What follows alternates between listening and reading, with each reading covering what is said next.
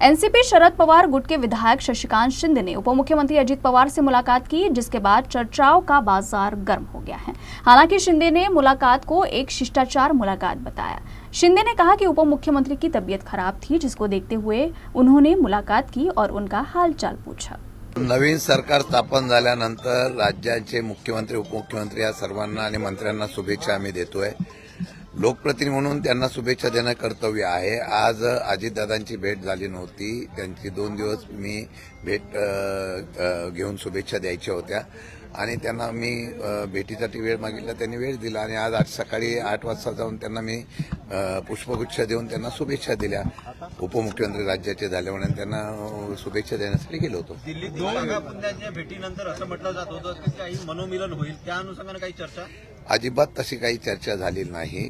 गर्दी होती, मी त्यांना भेटलो, 2 मिनिटांमध्ये भेट त्यामध्ये शुभेच्छा दिल्या, विचारपूस त्यांची मी केली, त्यांनी माझी केली आणि निघून आलो।